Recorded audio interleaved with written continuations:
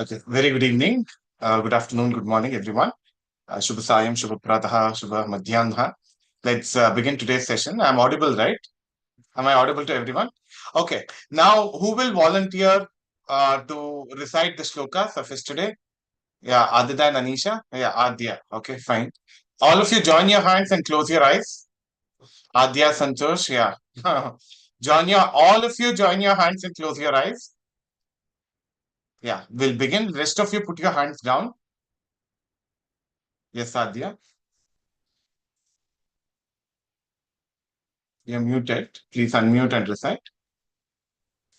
अचतुर्पदनो ब्रह्मा द्विबाहुरपरो हरिः अपाललोचनः शम्भुर्भगवान् पादरायणाः नारायणं नमस्कृत्य नरं चैव नरोत्तमं देवीं सरस्वतीं व्यासं ततो जयमुदीरयेत् इतिहासप्रदीपेन मोहावरणघातेन लोकगर्भगृहं कृत्स्नं यथा वत्सं प्रकाशितं निःश्रेण्यो ब्रह्मलोकस्य भक्तेभ्यः कर्णकुण्डले धर्मद्रुममहामूले वाल्मीकिर्व्यासयोः कृतिः रत्नोदार चतुस्समुद्र. That is for the beginning. Thank you, Adya. Adeste, Shuru, to begin the class, that's only until there. Couple of small Okay. corrections you'll have to make. Okay. Hamsa, will you tell after the class to Adya? Adya, please send me a message after the class. Couple of small corrections, but very well done. In one day, you have memorized the verse. That is very good. Okay, all of you put your hands down. I know that many of you have memorized. I'm very happy to see that. For concluding, I'll give a chance to somebody else. So Adya, please message me after the class. Okay. Many of you had messaged me yesterday evening, today morning, etc., that you are ready. I'm very glad that all of you are ready. Very nice. You can also send me a video with you reciting with your eyes closed and your hands joined. Others, yes, that book is okay. I don't know what that book is. ಏನದು ಪುಸ್ತಕ ಅಂತ ನಂಗೆ ಗೊತ್ತಿಲ್ಲ. But I don't know if it is very authentic. Yeah, I have recommended what are the authentic books already on the group. So please do refer them. I've given the links for Amar Chitrakatha, C. Rajgopalacharis, you can refer, and also the essential Mahabharata you may refer. Okay, now there were a few questions in the group from the members of the group which I received by email. So one thing was about the shloka itself. Achatur vadano brahma dvibahu raparo harihi abhala lochana shambhur bhagavan badarayanaha. So abhala lochana shambhu is correct. Aphala lochana or abhala lochana, both are fine. I think a person called Hemant had asked that question. Yeah, Hemanta, ಈಗ ತಾನೇ ಕೇಳಿದ್ರು. So, Aphala or Abhala Lochana. Mahaprana Bha or Mahaprana Bha, both are fine.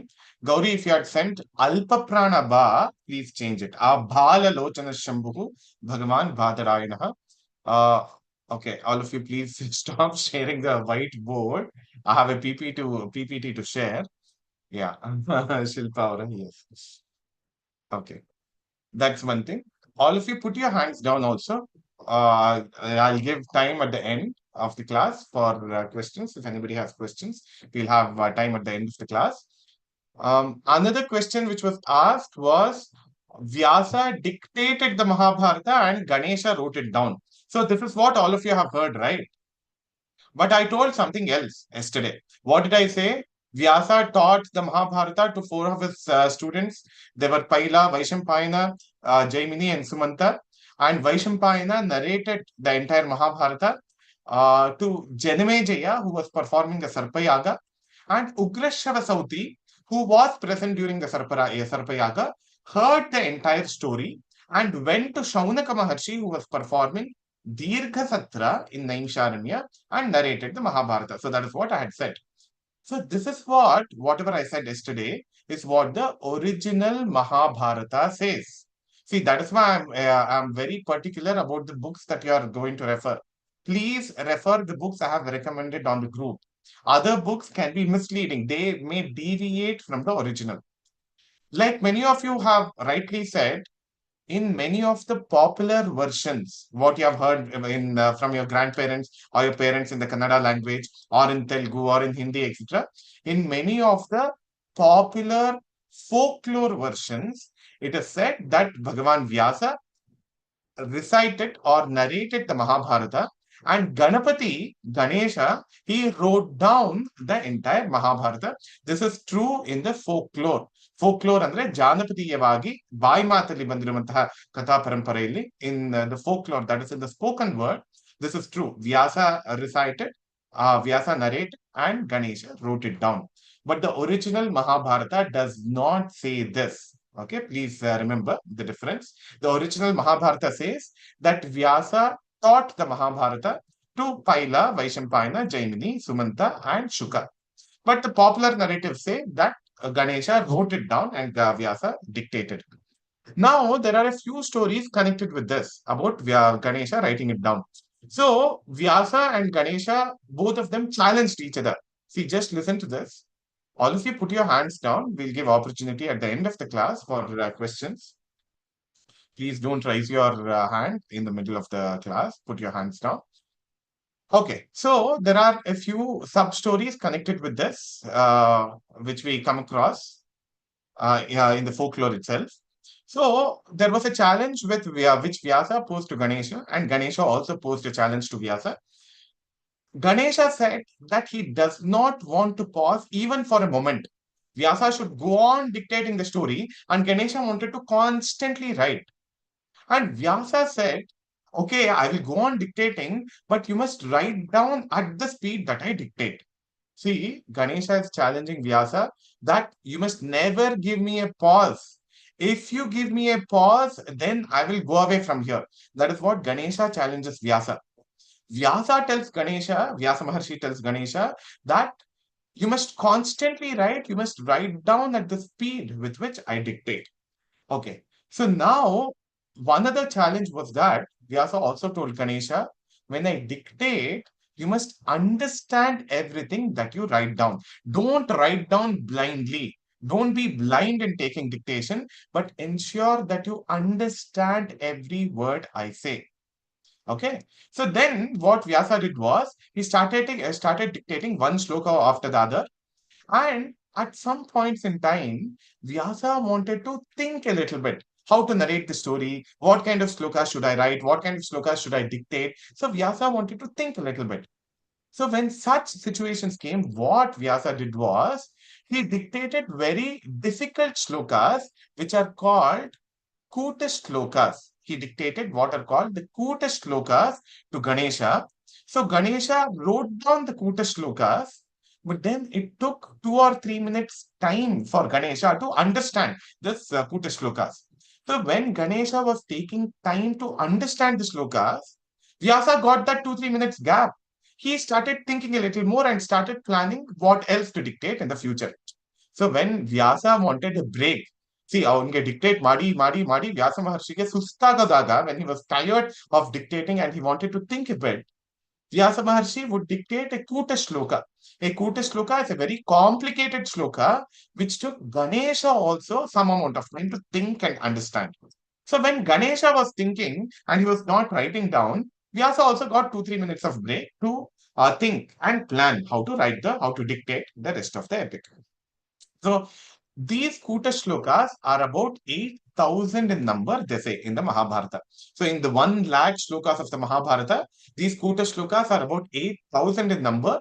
And it is said that those 8,000 shlokas are the most difficult ones. They are the most challenging ones for anybody to understand.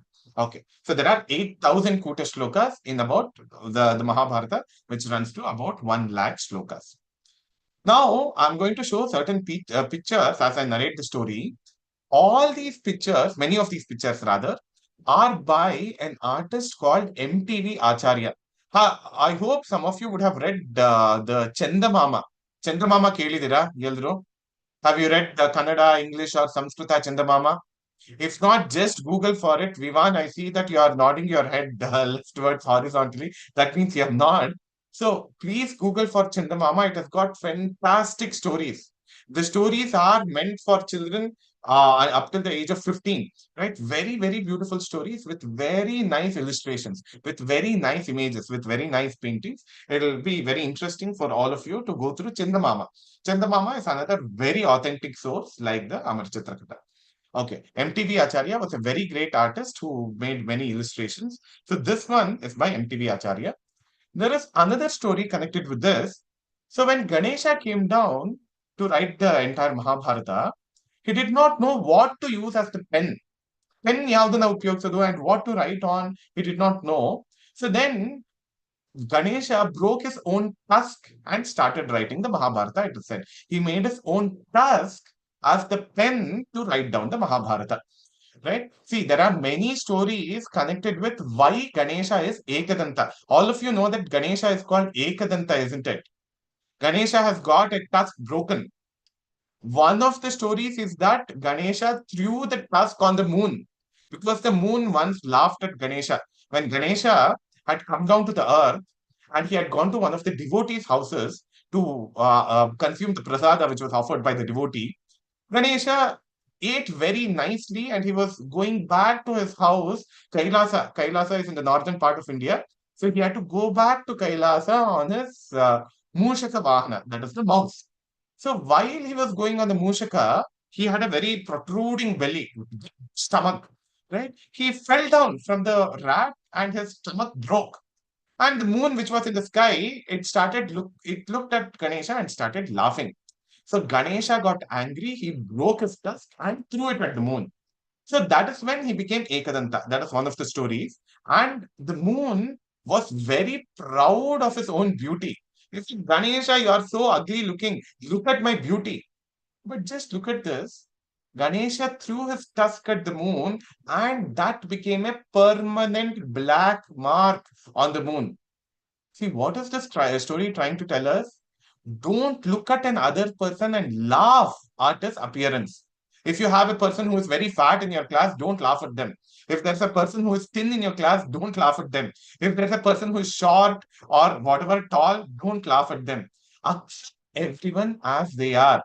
If you tease people, if you ridicule people, then your own appearance or your own personality will get a black mark.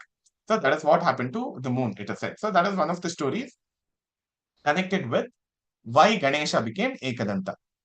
This is the other story which I just said. To write down the Mahabharata, where Ganesha broke his tusk and started writing down. So the tusk itself became the pen or the instrument to write down the Mahabharata.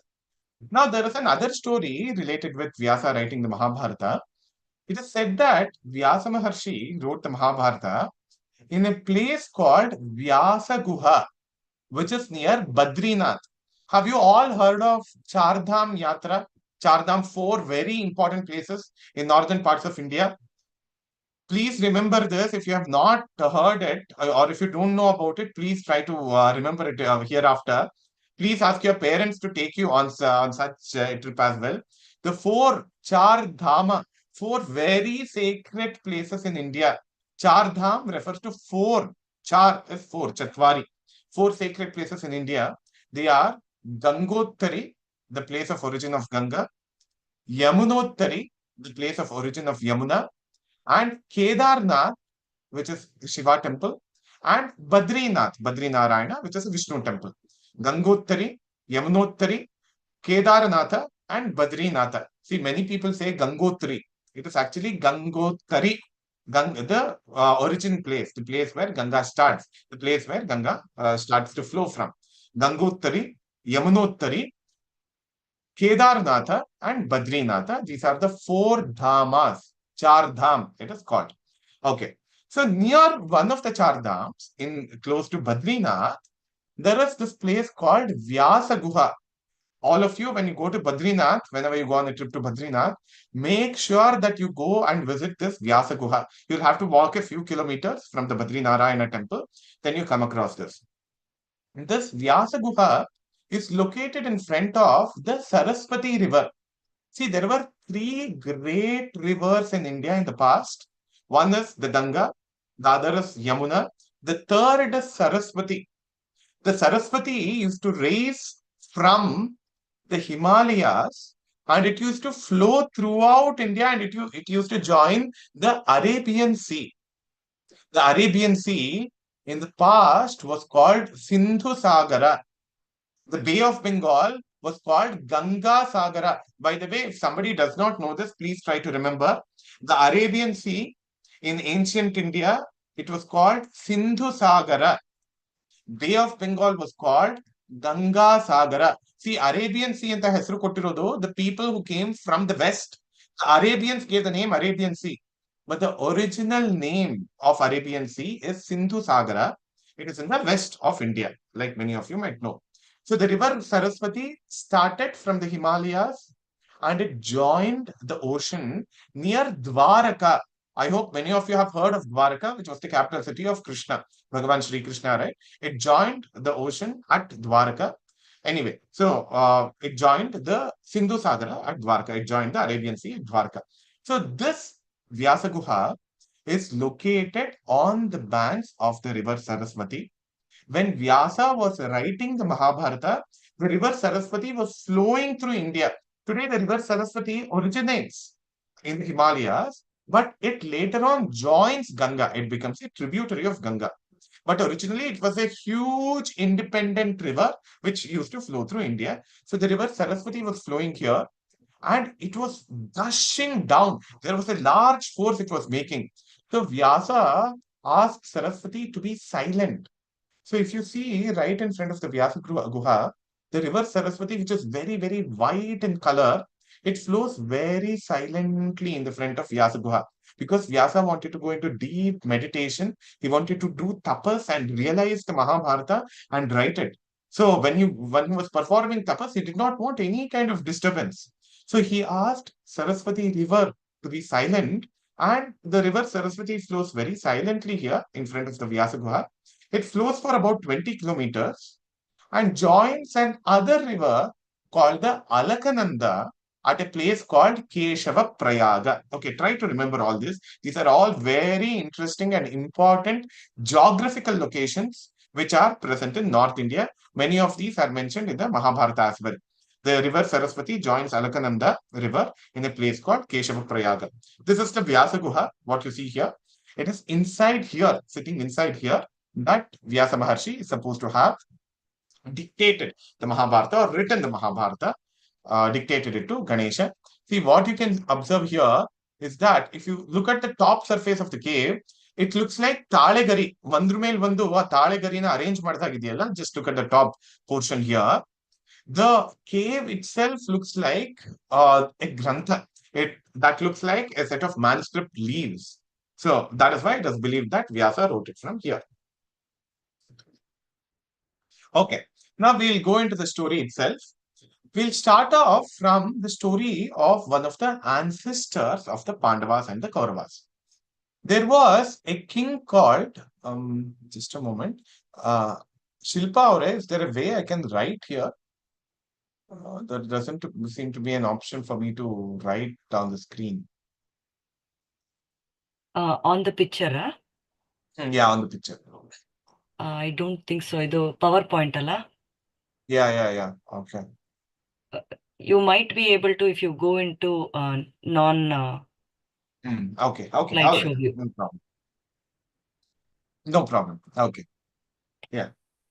So there was a king called Pratipa, and once when he had, okay, try to follow this. We are talking about the generations of kings, about 5 or 6 generations before the Pandavas and the Kauravas. We'll start the story from there.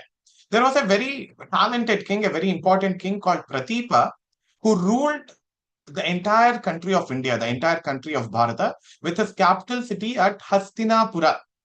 Hastinapura was the capital city which was on the banks of the river Ganga.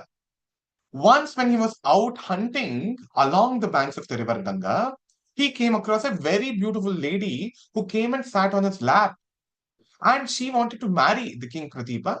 But Pratipa said, I'm already married and you can marry my son, a son who will be born to me later on. You can marry him. So Pratipa said. So, and then Pratipa came away. He came away and then after many, many years, Pratipa gave birth to a son called Shantanu. So the person that you see here in the picture is called Shantanu. He got the name Shantanu because as a little boy, he was very divinely blessed. If he touched any person, the person, if he had any kinds of diseases or any kinds of ailments, it would immediately get cured. Sham tanoti iti shantanuhu. That is the derivation of the word. So, by the way, just like yesterday, Gauri, Hamsa, and others, all these Sanskrit derivations that I'm telling, please make a note of that and send it on the group later on in Devanagari and IAST along with the meaning. Sham tanoti iti shantanuhu. So, Grashmi, I'm sure, Aditi, all of you are also noting, I'm sure. Shantanoti iti shantanuhu. Sham tanoti. Sham is somebody who gives auspiciousness, somebody who gives positiveness. Tanoti. For anybody who was in pain or anybody who was hurt, if Shantanu just touched their body, they would regain health. They would become very healthy. So he had that very great talent. So he got the name Shantanu. So Shantanu, once when he was hunting again, riding along the banks of the river Ganga, he came across a very beautiful lady decked in white garments, and he was surprised looking at such a beautiful lady. He asked, "Who are you? Are you a Devi? Are you a Gandharvi? Are you a Yakshi? Are you a celestial woman?" So Shantanu asked this lady, and she says, "I am Ganga, and your father Pratipa had promised that he would give his son in marriage to me." So then Shantanu also falls in love with her and immediately agrees to marry her. But then Ganga puts a condition on Shantanu. She tells Shantanu that I will marry you under the condition that you won't stop me from doing anything that I want. If you ever stop me from doing what I want to do, I will leave you and go away. See, this is such a demanding woman. The husband is not supposed to ask any questions. ಏನಾದ್ರೂ ಹೆಂಡತಿ ಮಾಡಿದ್ದನ್ನ ನಿಲ್ಲಿಸ್ಬಿಟ್ರೆ ಅಥವಾ ಪ್ರಶ್ನೆ ಕೇಳ್ಬಿಟ್ರೆ she will leave him and go away. So that is the condition that Ganga had put. So whatever I do, you must allow me to do. You must not stop me at any instant. So you must be very lenient towards me. You must never question me. So that was the condition that was put by Ganga. And Shantanu immediately agreed without a second thought. He agreed and married her. Okay. Now see, one after the other, 7 children were born to Shantanu and Ganga. As soon as a child was born, Ganga would pick up the baby and throw the baby in the river Ganga. Think about this. One after the other, a child is born, and the mother herself is killing the child by throwing it away in the river Ganga.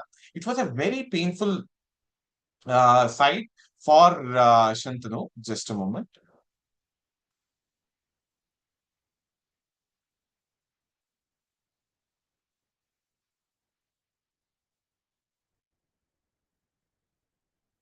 Yeah. So Shantanu was very pained looking at all his children being dropped away in the river Ganga.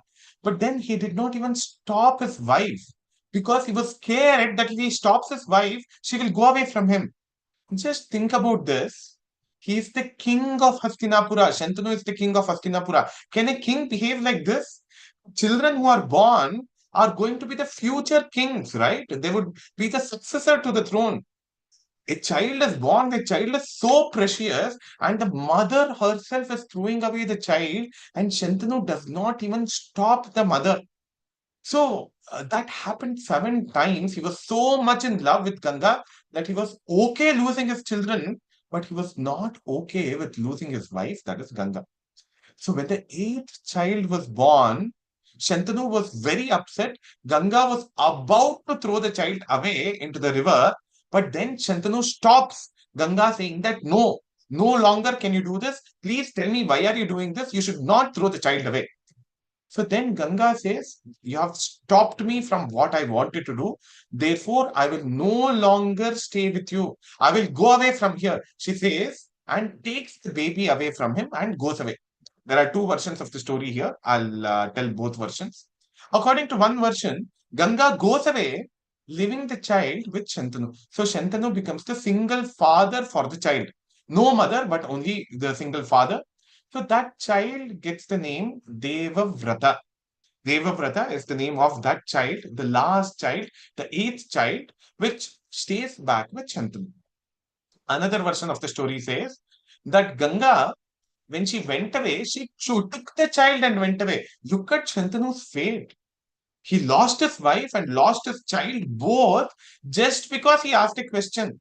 Why are you doing this? You should not throw the child away. Just because he asked this, the mother takes the child and goes away. After many years, again Shantanu went hunting on the banks of the river Ganga, and he sees that the river Ganga has suddenly become slow in its flow. So Shantanu goes upstream and sees that there's a small boy who has shot arrows and has stopped the flow of the river Ganga. Then he asks that small boy, "Who are you?" Then the boy says that I am Devavrata, I am the son of Ganga. Then Ganga comes there and hands over the boy Devavrata to the father Shantanu. So this is the story of this little boy Devavrata. Then for 36 years, Shantanu stayed with his boy Devavrata. The boy also grew up. He became a 36-year-old man. And he was very capable. He was very strong in his administration. He took away all the responsibilities of his father and he was taking care of the kingdom really well. The father was very relaxed and he started going hunting on the banks of river Yamuna hereafter. See, Shantanu stops going hunting on the banks of river Ganga because probably he has got a nightmare with this lady Ganga. What is she? 7 children she has killed. And I asked a question and she left and went away. She left me and went away. So I don't want to go near Ganga at all again. So Shantanu starts hunting near Yamuna river. So while he is hunting on the banks of the river Yamuna, once he wanted to cross the river Yamuna, he comes across a very beautiful lady who had very sweet fragrance. Her name was Satyavati or Yojana Gandhi. So Shantanu comes across that lady who is called Satyavati or Yojana Gandhi and he falls in love with her. Then he immediately realizes that, oh my God, I've got such an old son. Devavrata is 36 years old. Now I am also old. How can I marry another young lady who is younger than my son? So it's not right, he thinks, and he comes back to his kingdom. He comes back to his kingdom and he looks very dull. So Bhishma, the Devavrata, what his name was originally Devavrata, he comes and asks his father, "What is it, father? You are looking so dull. What has happened to you? Do you have any problem, etc." Father says, "No, no, no, no. Everything is all right. I have got such a lovely son. You are a very capable warrior, etc. So I'm not worried at all about anything." So Devavrata also thinks, okay, but then father is looking still very dull. Then the father tells Devavrata, "You know, Devavrata, you are a very brave warrior. You keep going from one kingdom to the other and you keep conquering kingdoms and you keep hunting in different forests. What if somebody attacks you and somebody kills you? If you die, then I'm not left with any children. So there won't be any future for the kingdom at all. So what should I do?" So he makes this comment to Devavrata. So now Devavrata becomes suspicious. What is this? Why is my father speaking like this? He is saying that what will happen if you die, etc. This is what my father is saying. There is something very fishy. There, see, she was a fisherwoman. She was the daughter of the king of fishermen, Satyavati or Yojana Gandhi. So this Devavrata thinks that there is something very fishy happening here. So he asks an old minister who was the friend of Shantanu. What is this? Why is my father very dull and very sad these days? What has happened to him? And then the old minister says that your father is in love with a lady who is the daughter of the king of fishermen. Her name is Yojana Gandhi or Satyavati. So your father wants to marry her, but he is scared and worried how to marry when such an old son is already there. So why don't you go and arrange the marriage for your father? See here, for the first time in the history, a son is arranging father's marriage. See, usually what happens, the parents arrange the marriage for the children. The son's marriage or daughter's marriage is usually arranged by the parents.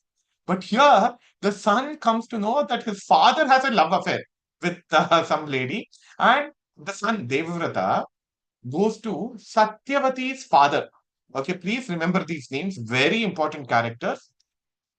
Satyavati's father was called Dasharaja. So Devavrata goes to Dasharaja, who was the king of fishermen. See, the person whom you see here in this picture, he is Devavrata. The dark complexioned man, he is the fisherman, the king of fishermen. So that is Dasharaja. And the lady that you see standing there, that is Satyavati. Okay. And that old person there is the minister, a minister of Shantanu. By the way, this painting is by another very famous artist, a very important artist of India called Ravi Verma. About 100 years back, about 120 years back, he did this painting.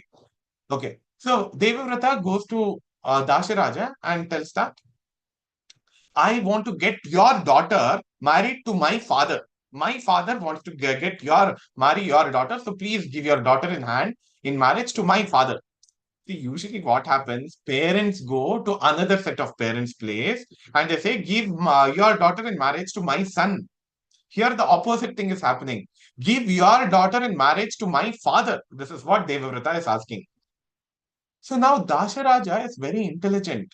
See, she is from a fisherwoman's community, right? Fisherman's community. So if Shantanu marries a fisherwoman, what will the other Kshatriya ladies in the kingdom think? What will be the status of this fisherwoman? So the Dasharaja, the father of Satyavati, was worried about her future. How will Shantanu treat my daughter, etc. So Dasharaja tells Devavrata that I will give my daughter in marriage to your father only if you agree with the following rule. The children born to my daughter should become the future kings of Hastinapura. So if you promise that, I will ensure that my daughter gets married to your father. So Devavrata makes a great pratignya. Makes a great promise. He takes a great vow saying that or the children born to your daughter and my father, only them will be the future kings of Hastinapura. And I, Devavrata, will never compete for the throne of Hastinapura. Now Dasharaja is happy. Then Dasharaja puts another condition. See, Devavrata, you will marry and you will have children. My daughter's children will marry and they will also have children. Now, what if your children start fighting with Satyavati's children, Satyavati's children's children? Then that will again be a problem. So, I want the throne of Hastinapura to be only in the hands of my daughter's children, their children, their children, their children, and so on. Only that lineage should continue. That is the condition put by Dasharaja. So Shantanu, so Devavrata says, okay, if that is your condition, I will never become the king of Hastinapura. I will also not marry. See, only if I marry, I will have children, and those children may fight with your grandchildren, etc., or great grandchildren. So I will never marry. So, because of the two great pratignyas that Devavrata makes, he gets the name Bhishma. Okay, Devavrata, he gets the name Bhishma because he makes very strong pratignyas. Just look at this. The entire kingdom is there. And he's saying, I don't want the kingdom at all. See, suppose your parents have built a house, very luxurious house, just for the sake of your brother or your sister, younger brother or your younger sister. If you say that I don't want the house at all, I'm okay to be in the forest. If you make such a vow, it's such a great thing. It's a great tyaga. It's a great sacrifice that you're making, isn't it? There is so much of luxury, so much of wealth around, and you're saying you don't want that at all. Just imagine there are some with 20 chocolates or lots of sweets in your house, and just for the sake of your brother or for the sake of your sister, you're saying that I won't eat any sweets and I won't have any food for 10 days. So that is the kind of promise that Bhishma had done. So because of these strong promises, the two promises or the two oaths or the two pratignyas that Devavrata makes, he gets the name Bhishma. The first one is that he will not become the king. The second one is he will never marry. He will just be a brahmachari. Okay. Now, Shantanu marries Satyavati. I'll just close this screen for now, and then I'll open the screen again when there are relevant pictures. Just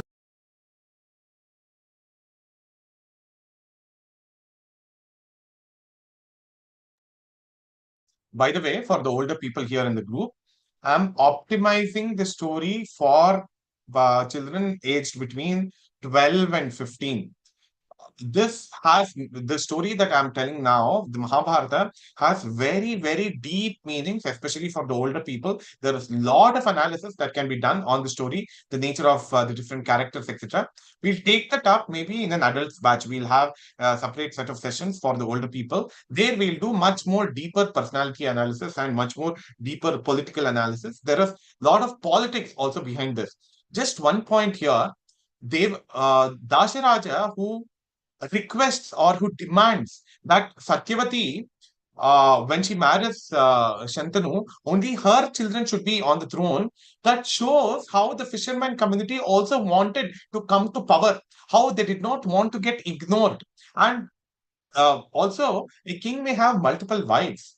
A lady coming from the fishermen women community might not be respected in the harem of the king. So all these would have bothered the father naturally, right? So there are a lot of statesmanship and politics and a lot of deep thought behind all of these characters. Anyway, so Shantanu marries Satyavati and they beget two children. One is Chitrangada, the other is Vichitravirya.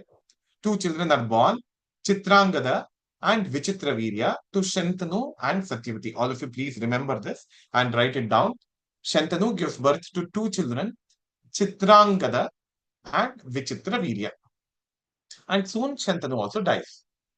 Chitrangada becomes the king after the death of Shantanu. Chitrangada becomes the king. And Bhishma protects Chitrangada, he guides Chitrangada and helps him rule the kingdom really well. So once, look at the story here now. Once Chitrangada goes out hunting in the forest.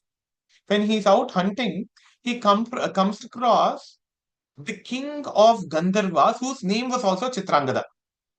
See, Chitrangada is the king of Hastinapura. He is out hunting in the forest, and there are these people called Gandharvas. They are divine beings. Who are the Gandharvas?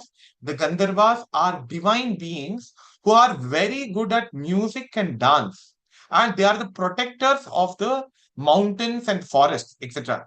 See, that is why if any of you are learning music, vocal music or tabla or mridangam, etc., it is all called Gandharva Vidya or Gandharva Vidya.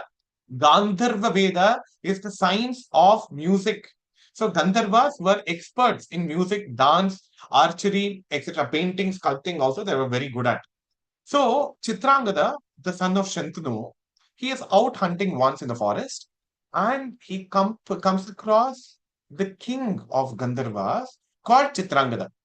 So he gets into a fight with the other Chitrangada saying that there must be only one person with my name. No other person with my name should exist in the world. Look at the arrogance of the king. See, here I see so many people with same names. If people with same names start fighting with each other, then ಹೆಸರಿನಂತೆ ಬೇರೆ ಯಾರು ಹೆಸರಿಟ್ಕೊಂಡಿರಬಾರದು. I must have the most unique name in the world. Nobody should even share my name. My name is Arjun Bharadwaj. When I was in 11th standard, there were four people with the same name. Arjun Bharadwaj, I had four other classmates, incidentally. So I could not fight with them, saying that nobody should share my name. But this king of Hastinapura, look at his immaturity. He fights with the king of Gandharvas called Chitrangada, saying that either I will live or you will live. Both of us cannot have the same name. He fights and he gets defeated and he gets killed by the Gandharva king Chitrangada. So Chitrangada dies. Now look at the status of Hastinapura. Hastinapura was the most powerful capital city. It was founded by a king called Hasti. That is why it got the name Hastinapura. One of his descendants was Kuru, and that is why the Vamsha also got the name Kuru Vamsha. Anyway, so now Chitrangada dies, Bhishma is in the capital city, and Vichitravirya is in the capital city. So Vichitravirya is coronated as the king. But Vichitravirya becomes a very good king, but he does not get anyone to marry. So now what Bhishma does is, he goes to Kashi, which is also called Varanasi. It is also called Benares, right? So he gets to know that the king of Kashi is getting his three daughters married. The three daughters were Amba, Ambika, and Ambalika. The king of Kashi had three daughters called Amba, Ambika, and Ambalika. The three of them were being given in Swayamvara. So, what is Swayamvara? Swayamvara is where a lady can choose the person whom she wants to marry. Right? So, the king of Kashi was performing the Swayamvara of his three daughters, Amba, Ambika, and Ambalika. So Bhishma goes there and he kidnaps the three women. See, this is really a very, very sad thing. The women had the choice of choosing. They had the opportunity of choosing the men whom they wanted to marry. But Bhishma goes there and abducts the three women and comes away from there. All the kings who had assembled there, who wanted to marry Amba, Ambika, or Ambalika, they start chasing after Bhishma, and there's a war which happens between Bhishma and all the other kings. Bhishma single-handedly defeats every other king. So these three ladies think, oh, so Bhishma is so great. Every other king who had come there has gotten defeated by Bhishma. So he's the strongest person on earth, or he's the strongest person in Bharata. The oldest sister, Amba, says that she's in love with another person called Shalva. Shalva was the name of another person whom Amba was already in love with. So Bhishma says, okay, all right, if you're already in love with Shalva, you may go and marry him. So Bhishma sends away Amba to marry Shalva. And he brings Ambika and Ambalika to Hastinapura to marry Vichitravirya. Now just think about this. All the younger children, the older people, just think about this. Put yourself in the shoes of these two women, Ambika and Ambalika. There was a Swayamvara which was arranged. They were supposed to choose whomever they wanted to marry. But here they have been kidnapped by Bhishma. And their older sister, Amba, she goes to Shalva. Shalva says that I won't accept you because somebody else has kidnapped you. He sends her back to Bhishma. Bhishma says, I won't marry you because I have pledged that I will be a brahmachari. And he sends her back to Shalva, etc. So many, she goes to Parashurama. Parashurama tries to help her. Nothing happens. And Amba commits suicide. She jumps into the fire and gives up her body. She jumps into the fire. He prays to Bhagavan Rudra, that is Bhagavan Shiva. She prays and says that in my next Janma, in my next birth, I want to take a revenge on Bhishma. I will be born as Shikhandi. She takes that pledge and she falls into fire. Okay, all of you remember this. Shikhandi is an important character about whom we'll discuss after about 10 days. Okay, so she commits suicide and says that she will be reborn as Shikhandi to fight Bhishma and to kill Bhishma. Okay, now coming back here, Ambika and Ambalika are married to Vichitravirya. So just look at their situation. They wanted to choose their husband, but Bhishma kidnapped them. They thought Bhishma is the most powerful person and they wanted to marry Bhishma. But Bhishma says, no, you can't marry me. You'll have to marry my half brother, Vichitravirya, whom these women have not even seen. And because of Bhishma, their own elder sister has committed suicide. Right? Amba has committed suicide. And these two younger sisters are supposed to marry Vichitravirya, whom they have not even seen. That was a very painful situation for Ambika and Ambalika. Anyway, they marry. They marry Vichitravirya. And after a few days, Vichitravirya also dies. Vichitravirya also passes away. Now look at this. Bhishma is there in the kingdom. Satyavati is there. Ambika and Ambalika are there. Vichitravirya has died and Chitrangada has died. All of you are able to follow so far? Right? All the characters you are able to follow. Chitrangada, Vichitravirya, both of them died. Bhishma has said that he won't become the king. He won't marry. That is what Bhishma has said. Right? Now, what to do? Satyavati is there, who is the mother-in-law. Ambika and Ambalika are there, whose husband has died. Now there are no children at all in the kingdom. So Satyavati becomes very worried. So what was the word that she had given his father, and what was Bhishma's promise to the father? That Satyavati's blood will continue on the Hastinapura throne, right? So Satyavati thinks what to do. She calls Bhishma and says that somehow these two women should get children, or else there'll be no successors to the throne. So then Bhishma suggests that why don't you call a Brahmana, and with his blessings, if you call a Brahmana or a Rishi, with the blessings of the Brahmana or the Rishi, they will, the women, Ambika and Ambalika, can beget children even if their husband has died. So then Satyavati tells Bhishma that before I married your father Shantanu, I already had a son called Krishna Dvaipayana Vyasa. Yesterday I had mentioned, right?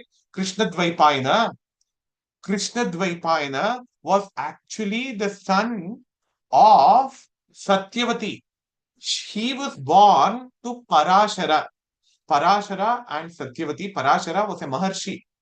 Parashara Maharshi and Satyavati already had a son called Krishna Dvaipayana. He is called Dvaipayana because he was born in a Dvipa. Dvipa means an island. So the Dvipa, whose name we don't know, the Dvipa or the island was located in the middle of the river Yamuna. So that is another question which was asked. What is the name of the island? So it's an island located in the middle of the river Yamuna. So Krishna Dvaipayana Vyasa, I already have a son because of the blessings of a Rishi, because of the blessings of Parashara Maharshi. I already have a son. So that son who is Vyasa, that is Krishna Dvaipayana Vyasa, I will call him and he can have children with Ambika and Ambalika. So this is the plan which Satyavati comes with. So then he tells her first daughter-in-law, Ambika, to wait at night and Vyasa Maharshi will come. So that night, Vyasa Maharshi goes, and when Ambika looks at Vyasa Maharshi, Vyasa was very radiant. He was very brilliant. He is Maharshi after all. He had performed great amount of tapas. So looking at the brilliance of Vyasa, Ambika closes her eyes and a child is born to Ambika, which is Dhritarashtra. Dhritarashtra was born blind. Why was he born blind? Because Ambika closes her eyes when Vyasa Maharshi comes to bless her with a child. Right? Ambika closes her eyes and a blind child, Dhritarashtra, is born. Now the grandmother, Satyavati, becomes very sad. I wanted to have a successor to the throne. My first daughter-in-law, Ambika, begot a blind child. Kuruna maga huttubitidane, yen madodu. So she becomes really worried.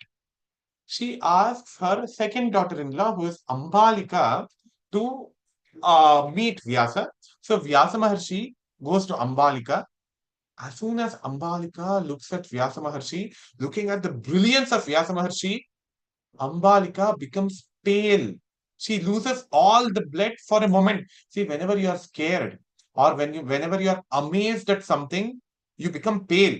The blood goes away from your face and your body for a moment. So because she becomes pale, this is called Vaivarnya in the Sanskrit language. So she undergoes that Vaivarnya and a child is born to her whose name is Pandu. Pandu is born to Ambalika, who was also very pale complexioned because his mother had become pale. Okay, he is also very pale and he is anemic. Anemic means a person who has got iron deficiency of iron. His blood did not have enough iron. Okay, so the pale child, Pandu, was born. Now, again, the grandmother Satyavati is very worried. First child, Dhritarashtra, is blind. Second child, that is Pandu, has become anemic and he has become very pale. What to do? Again, the grandmother is very worried. She again calls the first daughter-in-law, Ambika, and says that you must get one more child. Both these children, Dhritarashtra and Pandu, are useless. One is blind, the other is very sick. So how can I make them the kings of the kingdom? So again, you have a child. So she tells Ambika, Ambika is now really fed up of this mother-in-law. So my husband has just died. I gave birth to a child, and you are telling that the child is useless. Just think about the mental state of the mother. She has given birth to a child, and the grandmother is saying that your child cannot become the king and you must have one more child. So Ambika was very upset. You're saying that my child is useless? My sister's child is also useless? So, okay. So when Vyasa Maharshi comes at night, there was a servant of Ambika. So she makes the servant go to Vyasa Maharshi. Vyasa Maharshi blesses her to get a child. The child becomes a very intelligent person. His name was Vidura. So the three children, Dhritarashtra, Pandu, and Vidura, all of them were born with the blessings of Krishna Dvaipayana Vyasa. Now look at this. Satyavati wanted her blood to continue on the throne. Now, Vyasa Maharshi is her son. It is her blood. It is through him that Dhritarashtra, Pandu, and Vidura were born. So the three brothers, they continue in the kingdom, and Vyasa Maharshi goes away back to the forest, to his ashrama, where he was performing tapas. Now, Dhritarashtra, Pandu, and Vidura, all of them grew up. Dhritarashtra is blind anyway. Pandu becomes a very capable archer. He becomes a very capable ruler, etc. Bhishma now wants to get Dhritarashtra married. But Dhritarashtra is blind. Nobody was ready to give anybody, give their daughter in marriage to Dhritarashtra. So what Bhishma does is, he goes to a very far away kingdom called Gandhara. Please remember this. He goes to a very far away kingdom called Gandhara. The place Gandhara is today's a region of Afghanistan, a region in Afghanistan called Kandahar. Kandahar is the ancient Gandhara. So Bhishma goes there and he gives a lot of money to the king of Gandhara, who was called Shabala. He gives a lot of money to that king called Shabala, and he convinces him to send Gandhari, the son of the Gandhara Maharaja, to come and marry Dhritarashtra. So Gandhari comes and marries Dhritarashtra, and many sisters of Gandhari also come and marries Dhritarashtra. See, Bhishma has given money and bought Gandhari. So buy one, get five free, or get 11 free. So 11 sisters came and married Dhritarashtra. One lady was purchased. This is not the way marriages should be done. But unfortunately, so that lady was purchased, Gandhari was purchased, her sisters also came. Now there was one more offer here. By the sister, younger brother will also come for free. So Shakuni was the younger brother of Gandhari. He also came and settled down in Hastinapura. Okay, Dhritarashtra's marriage got done that way. Then Pandu married Kunti. Pandu married Kunti through a Swayamvara. For a very long time, Pandu did not have children. So again, Bhishma was very worried. Dhritarashtra does not have children. Gandhari married Dhritarashtra, and she felt that, oh my God, my husband is blind. Whatever privilege my husband does not have, let me also not have that. She thought that way and blinded her eyes. Now just think about this. Okay, Gandhari is a very good Pativrata, yes. Her husband did not have eyes. She also does not want to have eyes. But is that a good idea? See, if your husband becomes handicapped, should you also become handicapped? Oh my God, my husband. Okay, I hope no, it happens, does not happen to anyone. My husband met with an accident and lost his leg. So I will also go and chop off my leg. If my husband does not have leg, I will also not have leg. See, if your husband does not have a leg, you must help him, right? Whenever he is not able to move around, etc., you must help him. If your husband does not have eyes, why don't you become the eyes of your husband and help him in every possible way? Your husband is dependent on his dasis and his servants. You also become another additional burden on dasis and servants. See, this is the attitude of Gandhari.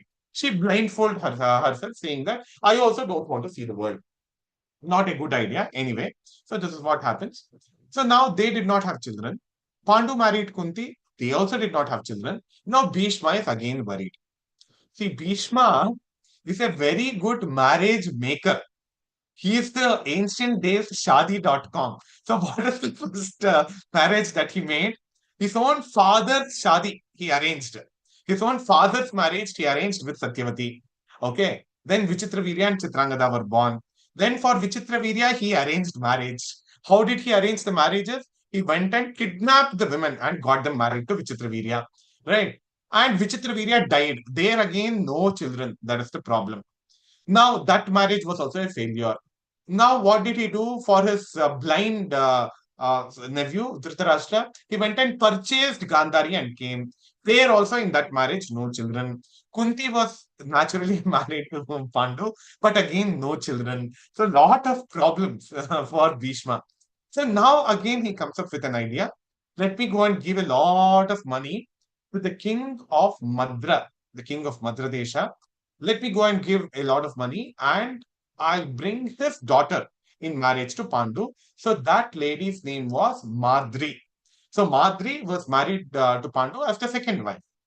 Again, they did not have children. So the Dhritarashtra does not have children. Pandu does not have children either with Kunti or Madri. So now huge problem. So what happens now? What is the future of Hastinapura? What is the future of the kingship of Hastinapura? We'll see in tomorrow's class. I'll stop here for the day. If there is one or two questions, I'll be very happy to take. And if there are volunteers to recite the concluding shloka, I'll be happy to listen to that also. Yes, if somebody did not follow any part of the story or anybody wants a clarification, you may please ask me. Yes, Sharada ji. Sir, and You're muted, Sharada. am I audible? Yeah, you're on. Sir, you had told to refer the Amar Chitrakatha book to read.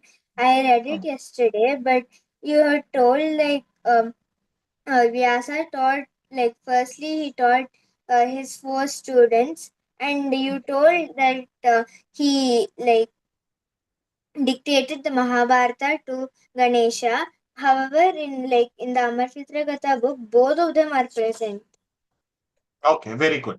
Because the Amar Chitrakatha has used the original Mahabharata, where Vyasa tells the story to four of his students, and it has also taken the popular folklore, according to which Vyasa dictates the Mahabharata to Ganesha. Sharda, I'm very happy that because I suggested you went and read the Amar Chitrakatha and you are so closely following the story. Very happy, very nice to know that, Sharda. Yeah, very good. So the Amar Chitrakatha has relied on the authentic Sanskrit version also, and some stories from folklore also it has taken. Yeah, very good observation. Yes, Adarsh. Sir, You have got Lion King in your background sir, it story. was childhood. When I What, was what? when I was 6 years old. When I was 6 years old. Okay, okay. That Fine, time. fine. Even now you can have no problem. Yeah, how old are you now? Sir, 11. Okay, okay, fine. What's your question? Sir, so my doubt was like, who is the king of Gandhara and Madra? Shabala was the king of Gandhara. The king of Madra, you find out and tell me tomorrow the name of the king. Okay. Adya, what's your question? Sir, Ambalika's servant had a child named Vidura, no? Yes, correct. What was Ambalika's servant name? Servant's name is not given. Servant's name is not given in text. Yeah. Some Dasi Sir, whose name is not known. in Gandhara in Afghanistan, where does Bhishma go? Yeah, Bhishma goes there to Gandhara in Afghanistan and gets Gandhari, who becomes the In which wife of place? Kandahar. Kandahar. Today it is called Kandahar, Khandhar, Kandahar. Previously it was called Gandhara. Okay, thank you. Yes, Nandu. What is your question? You have to unmute yourself, Nandu. I will take questions only from children. If older people have questions, I won't answer them. You can send me an email. Yes, Nandu, you have to unmute.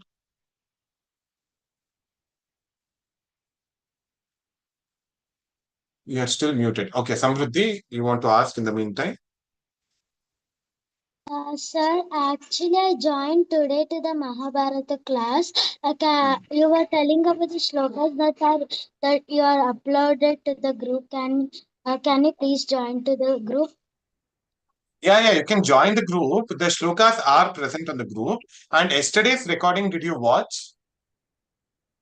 It is on No. YouTube. Yesterday's class recording is on YouTube. So please watch the recording. It will be available until tomorrow. today's recording and yesterday's recording will be available till tomorrow evening. Since you have missed it, you can watch it. And the shlokas, the opening shlokas, we'll send it later on to you. Okay, we'll send it on the group. Okay, Skanda. Quickly, one Sir? second. Yes, For Shilpa, all right, really? Samruddhi, I have posted the link to the WhatsApp group in the Zoom chat.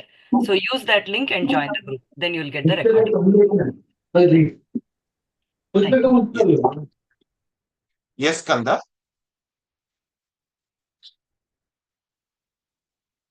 Okay, one or Sir, two people can ask. Yes, yes. Sir, the questions you asked in the WhatsApp group, why did Rama killed Wali? I know all those answers. Okay, okay, very good. If you know the answers, I'm very happy. See, So, but older where people, do many times they don't. Wait, Sir, but where Skanda. do I write it? No, you don't have to write it. For people who don't know the answer, in my video link which I've sent, I've given the answers there. If your parents or anybody else does not know the answer, please share the video with them. They'll come to know the answer. It is for people who don't know the answer. Why did Rama kill Vali? Why did Rama ask Sita to go test by the fire? Why did Rama send away Sita? If somebody has these questions in mind, they can watch the video. Okay. If you know the answer, very good, Skanda. I'm very happy. Yes, Abhignya. 2 more minutes, we'll take questions. Yes. Sir, Huh. I am new to this app. I had joined yesterday. I Okay. have a small question. Hmm. The Mahabharata is written first or happened first? Very good question. What do you think? No idea, sir. It happened and then it was written. Vyasa Maharshi was a witness to the events of Mahabharata. Vyasa Maharshi saw the events of Mahabharata and he thought that he has to document it for the future. So that from this historical record, people of the future can learn lessons how to be and how not to be. So he was a witness to the events, and just like you saw today, Dhritarashtra, Pandu, and Duvidura were actually the sons of Vyasa. Dhritarashtra's children, tomorrow we'll see, are the Kauravas. Pandu's children are the Pandavas. Okay, so he actually has written the story of his own children and grandchildren and their previous generations. So he wrote this Itihasa. So Hamsa, after the class, please send the definition of Itihasa also on the group. Itihasa. This is how it happened. This is how it has been said. That is what is the meaning of the word Itihasa. And the Indian perspective of Itihasa is that it is not just the narration of story, but also the values that we can take home from the story. That is what Vyasa has done. Vyasa has not made the Mahabharata in a dry textbook of history. See, if you go to history textbooks, what do? Chandragupta Vikramaditya ruled from 323 Common Era to some 360 Common Era. Then his son Samudragupta succeeded, etc. This is how it will be said. But then what Vyasa has done is he has made history very enriching, a very engrossing. It will grip your imagination, it will capture your emotion, and it will educate you. Through writing the Mahabharata, a story which he had actually witnessed, he is trying to educate mankind itself. Dharma, Artha, Kama, and Moksha. These four are called Purusharthas. So, to educate people in these four Purusharthas, in the future I'll tell what these mean. Dharma, Artha, Kama, and Moksha. Vyasa wrote this historical tale with a lot of poetic elements for the future benefit of mankind. So, it happened first and then it was written. Okay, I'll finish with one last question. Samhita, the other people, you may please send your questions to me on or through email. Yes.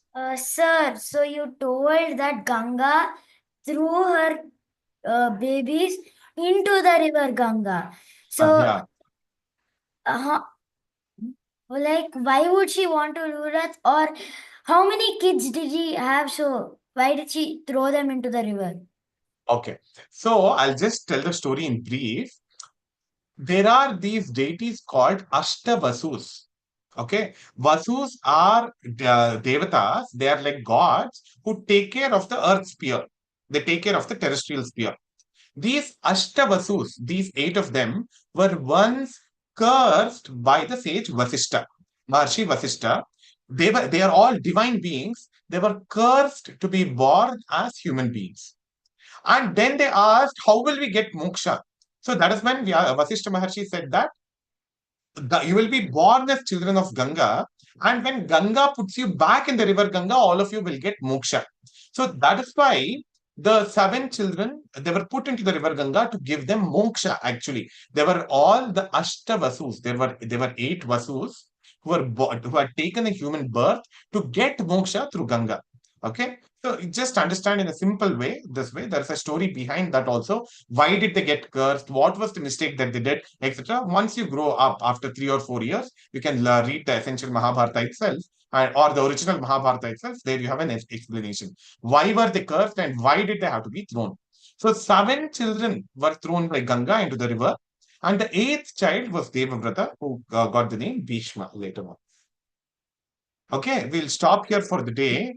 Who has memorized the concluding shloka from what we said yesterday? So whoever has memorized the concluding shloka, I'll give them an opportunity to recite it now. Okay, Sharada, do you want to recite it? Please switch on your video and join your hands and close your eyes and recite it. Yes, sir. Yeah. Sir, could you just tell me the starting? Ratnodara.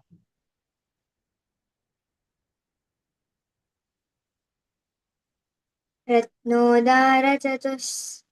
Just a minute, sir. I'm not. No, without seeing. No, sir. Without seeing the I can't unmute. You're unmuted already. Yes, Adya, you want to recite it? रत्नोदार चतुस्समुद्रवसनां भुक्त्वा भुवं कौरवो भग्नोरः पतितः स निष्परिजनो कैर्भक्षितः वृकैर्भक्षितः गोपैर्विश्वजयीजितः स विजयः कक्षैक्षिता वृष्ण्यः तस्मात् सर्वमिदं विचार्य सुचिरां शान्त्यै मनोदीयताम्. Okay, Anisha and Dadya, do you want to recite quickly? Okay, sir. रत्नोदार चतुस्समुद्ररशनां भुक्त्वा भुवं कौरवो भग्नोरुः पतितः स निष्परिजनो जीवन्वृकैर्भक्षितः गोपैर्विश्वजयी जितः स विजयः कक्षैः क्षिता वृष्णयः तस्मात् सर्वमिदं विचार्य सुचिरं शान्त्यै मनोदीयताम्. Fantastic. Very good, Anisha. Sharada, very good attempt. Adya, very nice to hear your opening shlokas. So please send me a message. Please send me a message after the class, and you can connect with Hamsa and Gauri and make the corrections in your pronunciation. Okay. Okay. I'm very glad that so many of you have memorized in one day. The Ratnodara is a very long poem. I'm so glad that Sharada, you made an attempt. What is the meaning of the shloka on the last day of the sessions? I'll tell you the meaning of this concluding shloka. It's a very beautiful one which summarizes the entire Mahabharata. We'll try to understand the meaning on the last day. Okay, with this I'll conclude. Thanks a lot, everyone. So all of you, please read the Adi Parva. If you are referring Amar Chitrakatha, read the Adi Parva from the Amar Chitrakatha. If you are referring the essential Mahabharata, read the pages 133 to 170 by tomorrow. Okay, and tomorrow morning a quiz will be posted covering what has been what we have discussed yesterday and today. All of you, please try to attempt the quiz. It is a multiple choice question. A question will be there and 4 answers will be there. You'll have to choose the right answer. Okay, it will be a good revision for all of you. We'll conclude with this. Thank you. Shubharatri, Shubhadinam, all of you. Namaste. Namaste. Dhanyavada.